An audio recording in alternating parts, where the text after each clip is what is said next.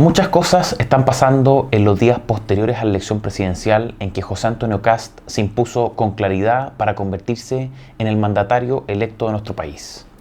A través de un documento de análisis, más que de autocrítica, está preparando su vuelta a la política el polémico exministro y exdiputado Giorgio Jackson Drago.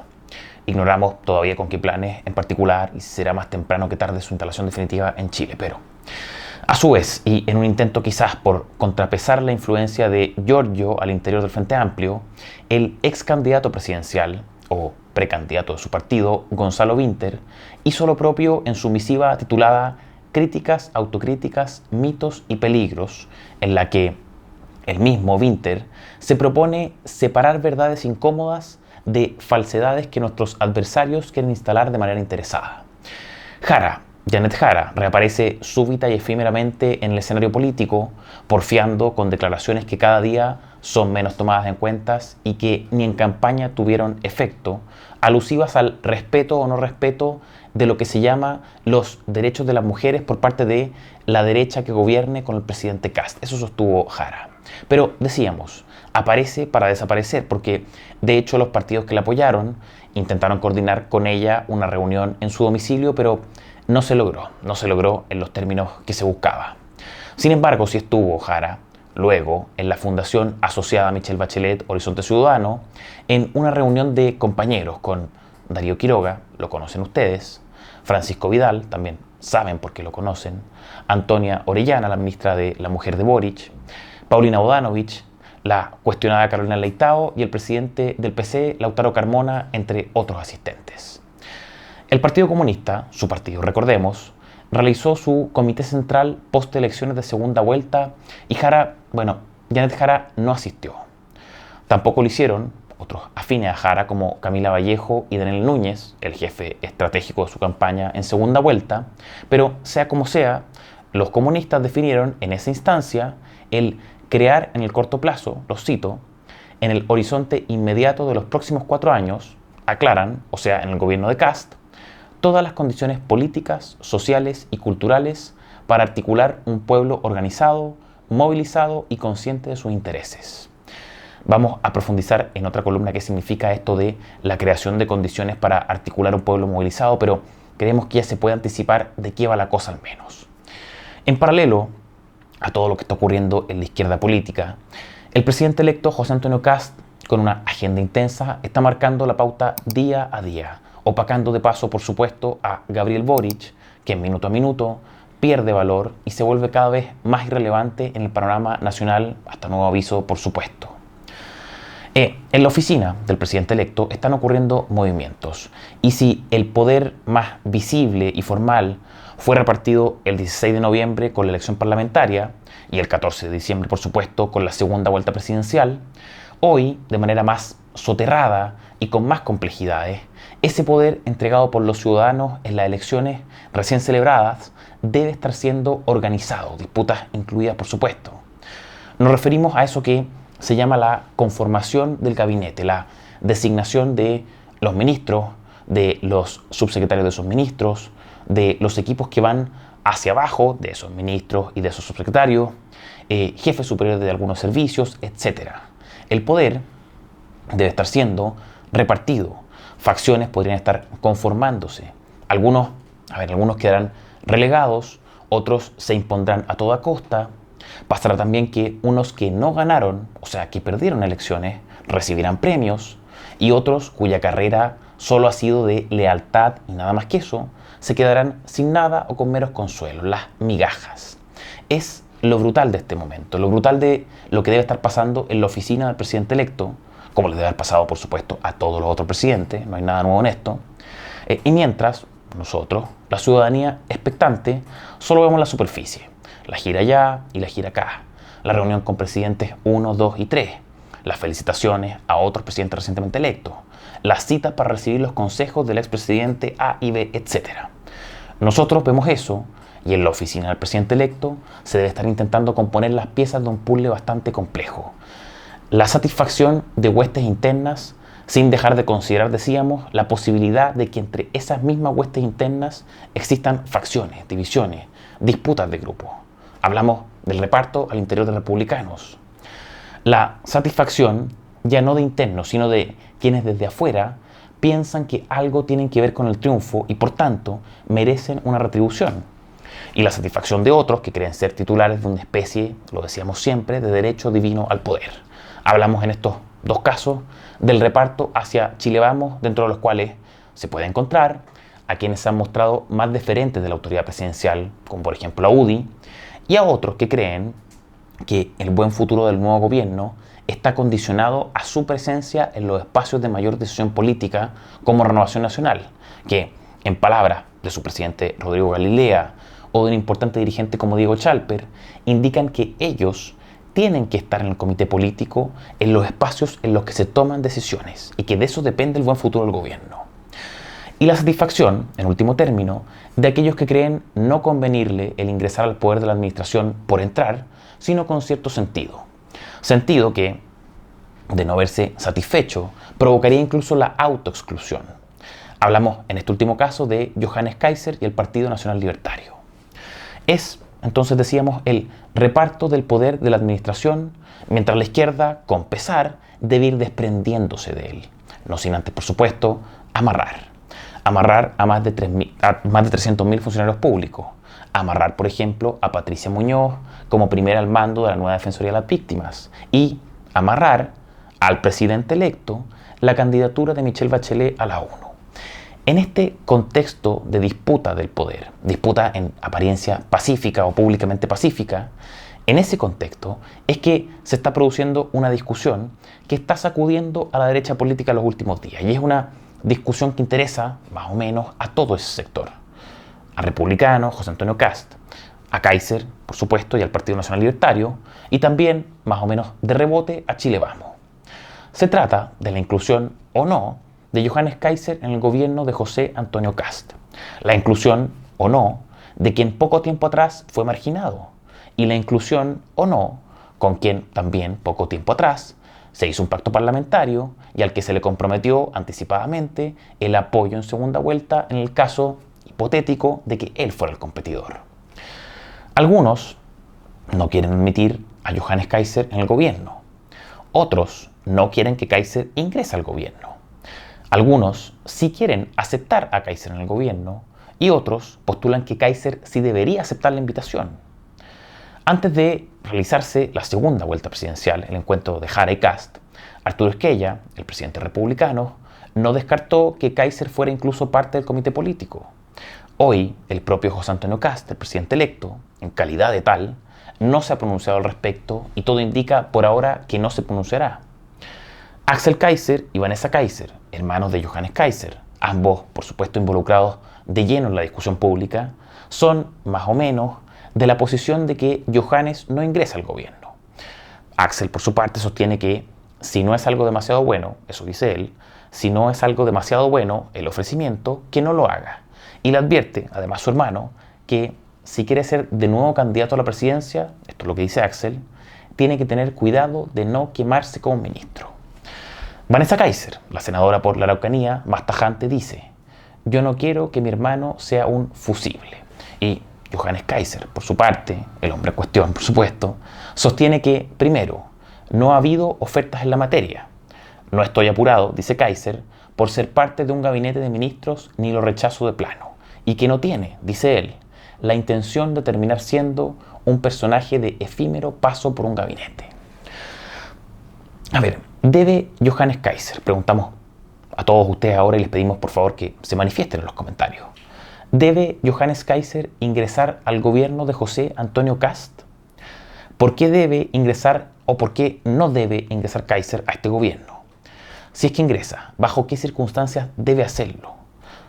Si es que no se le invita, ¿por qué sí se le extendería el pase a dirigentes de Chile Vamos y no al principal dirigente del Partido Nacional Libertario? Si es que él, Kaiser, decide no ingresar, ¿a qué motivos razonables se puede recurrir para rechazar la invitación si es que ésta se cursa? Queremos ver todo eso, pero antes un pelo en la sopa que podría por sí solo despejar toda esta cuestión. José Antonio Kast y su equipo, según informó ex ante, fijaron un criterio de selección de altas autoridades que apunta a no designar en el gabinete y, en otros cargos de exclusiva confianza del presidente como asesores y embajadores, a personas que tengan algún grado de parentesco con un parlamentario electo o en ejercicio. ¿Qué es esto más o menos entonces? ¿Ante qué estamos? Se trata de un criterio de veto, prohibir, vedar, impedir, impugnar, desaprobar un cierto tipo de nombramiento en el siguiente sentido. Si una persona, posible aspirante a entrar al gobierno, tiene parientes en el Congreso, estaría impedida para asumir como ministro, asesor o embajador en la nueva administración de José Antonio Kast, en razón, y esto es lo que suponemos nosotros, de los posibles conflictos de interés que dicho vínculo, el vínculo de parentesco, podría entrañar. Este es el caso, por ejemplo, para que se entienda bien, de Rodolfo Carter, a quien Kast no podría entonces sumar como ministro de Seguridad, como algunos dicen que pretende, por ser el mismo Rodolfo Carter, justamente hermano del diputado Álvaro Carter. Es el caso también de otros como Antonio Barquesi, el ex consejero constitucional, que es hermano a su vez de la diputada Chiara Barquesi. En la misma situación se encontrarían también, por ejemplo, Juan Antonio Coloma, que es padre a su vez del diputado recientemente electo Jaime Coloma.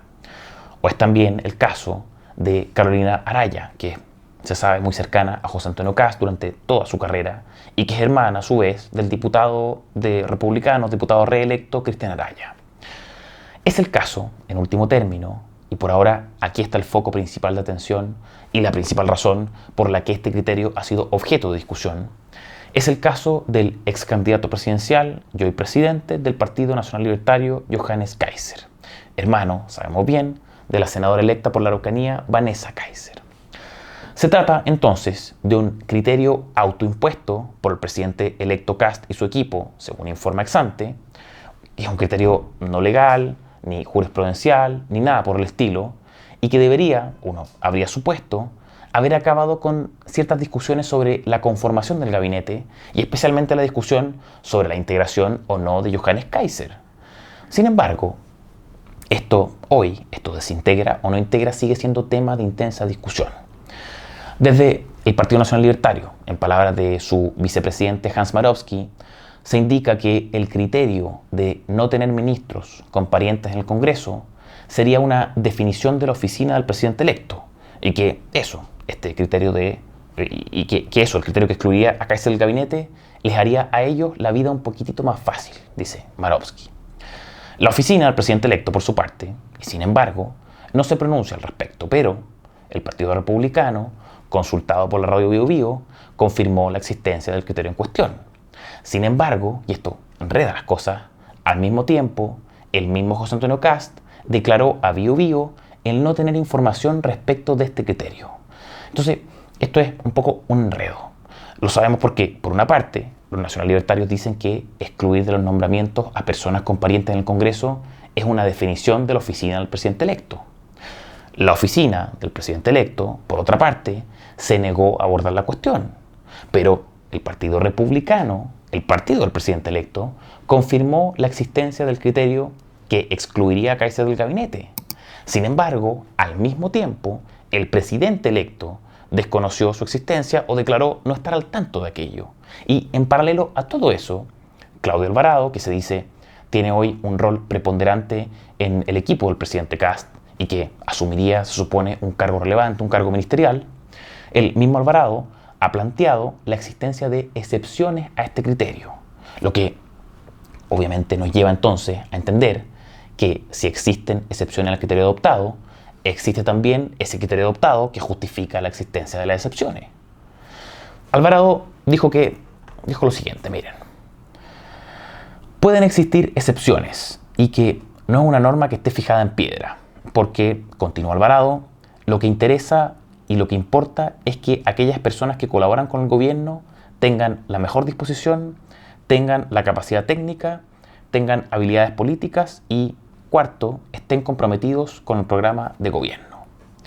Voluntad, competencia, habilidad y compromiso. O sea, parece existir entonces el criterio que el mismo Kast dijo desconocer, pero admite excepciones basadas en reunir todas estas condiciones que enumera Alvarado. Y entonces, aquí es donde uno comienza a preguntarse cuál es realmente la regla, cuál es realmente su propósito y si los motivos que llevan a establecer la regla, a establecer ese criterio, son realmente los que se dice o se ha publicado que son. Porque podría pasar entonces que una persona reúna las condiciones que fija Alvarado para participar del gobierno, pero que al mismo tiempo tenga parientes en el Congreso que la inhabiliten para formar parte del gobierno conforme al criterio fijado. O sea, podría existir el conflicto de interés por el cual se establece el criterio, pero aún así la persona conflictuada ser nombrada en razón de reunir otras condiciones que por sí mismas no disipan ese conflicto que se buscó prevenir. Por eso, entonces la pregunta, ¿de qué se trata realmente esta regla?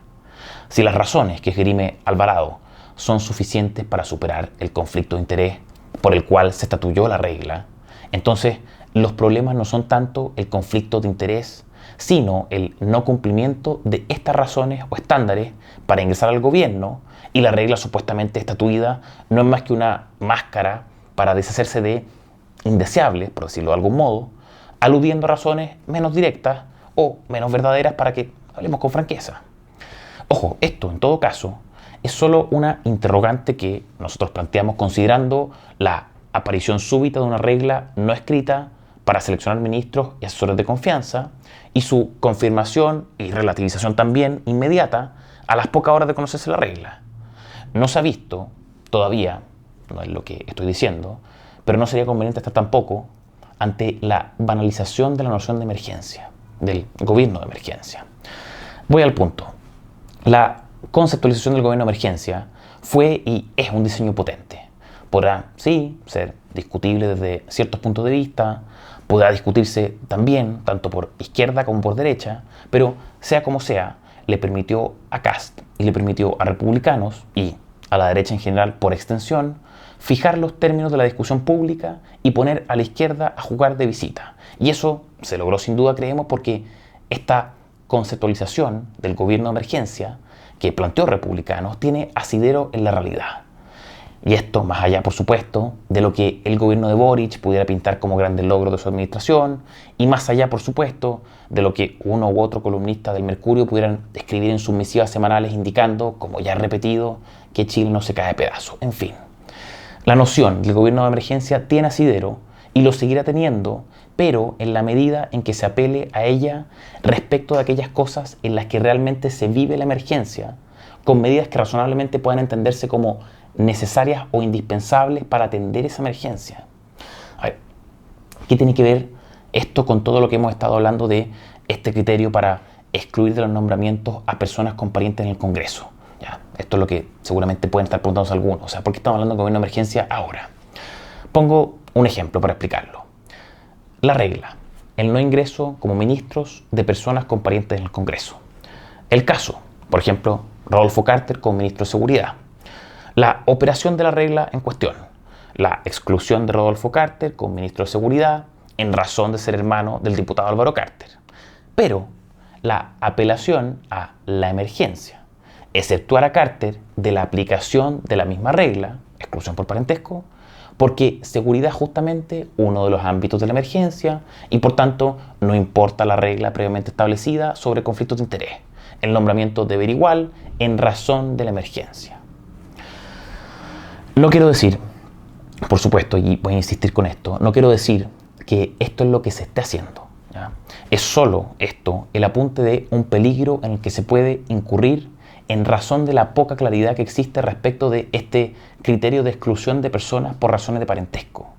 Esto es, el peligro que se apunta, es caer en la banalización de la emergencia, el dar señales concretas de que la emergencia es en el fondo no es más que una noción para acomodarse y hacer lo que se quiera con ella o bajo pretexto de ella, al punto de restarle toda eficacia como directriz gubernamental. El hecho de que el mismo presidente electo sostenga desconocer el criterio en cuestión es una señal que da pie para las interrogantes. Pero, en fin, más allá de todo esto, de si hay criterio o no existe el criterio, de si las excepciones que enumeraba Alvarado serán tales que no habrá criterio en definitiva, como sea, vamos al fondo del asunto. ¿Debe Kaiser ingresar o no al gobierno? Si es que ingresa, ¿por qué sí? Si es que no lo ingresa, ¿por qué no?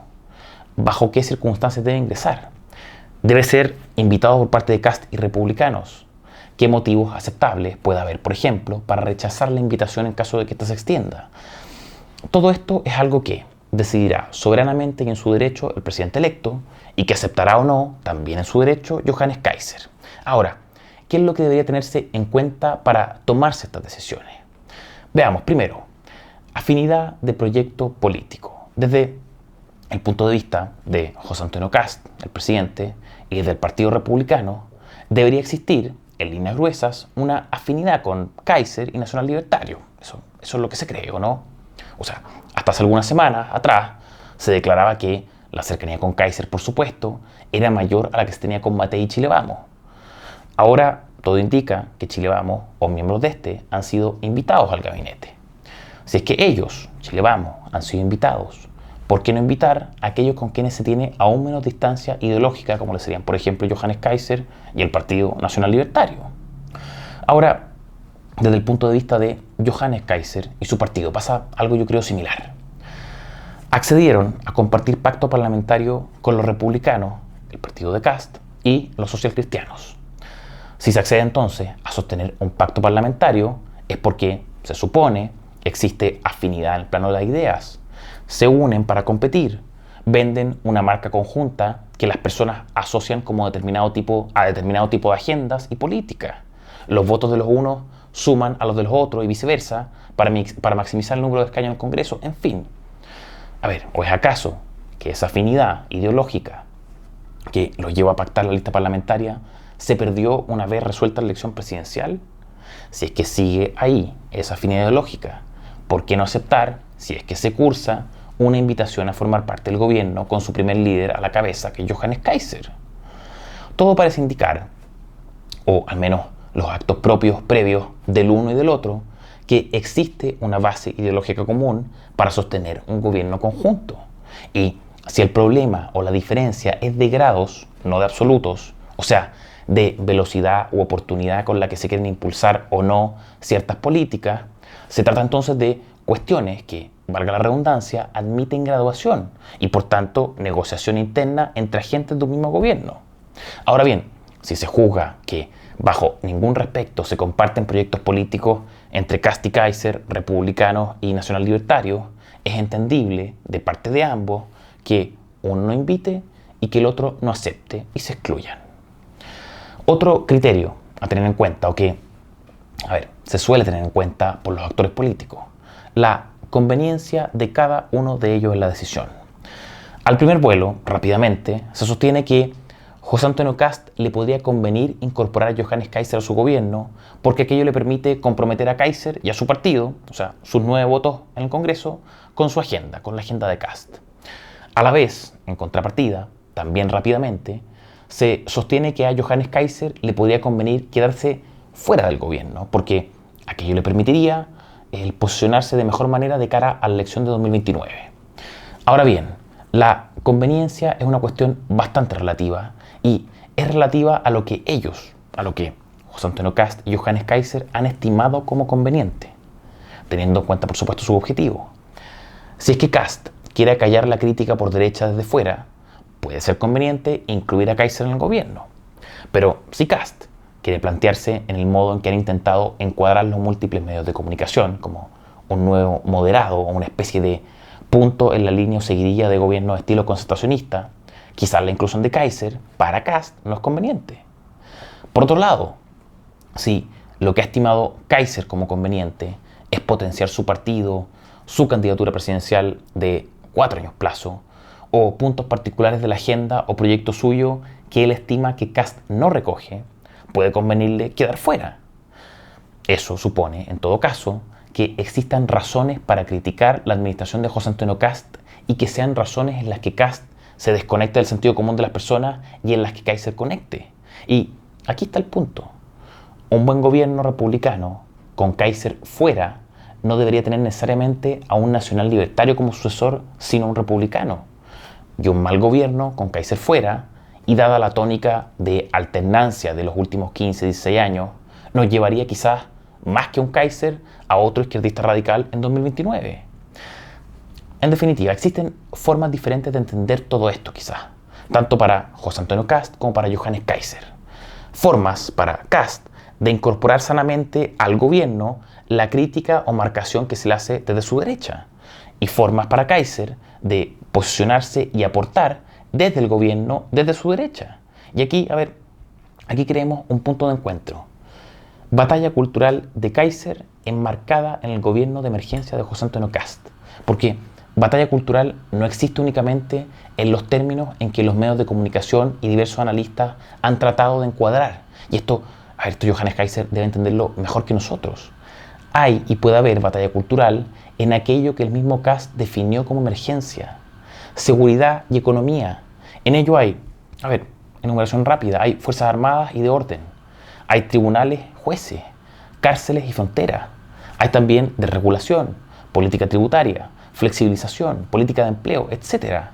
Hay y puede haber batalla cultural enmarcada en el gobierno de emergencia. Y puede ser que en parte, el éxito del futuro gobierno pase por entender aquello. Insistimos, en parte porque obviamente hay muchísimos otros factores. Pero esto lo decimos porque Kast, por un lado, puede caerse por derecha como ya ocurrió en la historia reciente. Además, solo agregar como dato, que todos saben por supuesto, que este gobierno ya contará con dos oposiciones, la de la izquierda y la del PDG. Entonces, parece razonable, en vistas de aquello, el no alimentar una tercera oposición. Y por otro lado, Kaiser también puede caerse en su derecha si el gobierno alcanza un grado importante de conexión con el sentido común imperante que le impida a Kaiser mostrarse por fuera como una necesaria alternativa, sobre todo si es que es a 4 años plazo. El peor escenario para Kast: encontrarse él en un plan de moderación excesiva al punto de desconectar de las razones que motivaron su elección, con un Kaiser fuera plenamente sintonizado con las razones del malestar no atendidas por el gobierno que prometió hacerlo.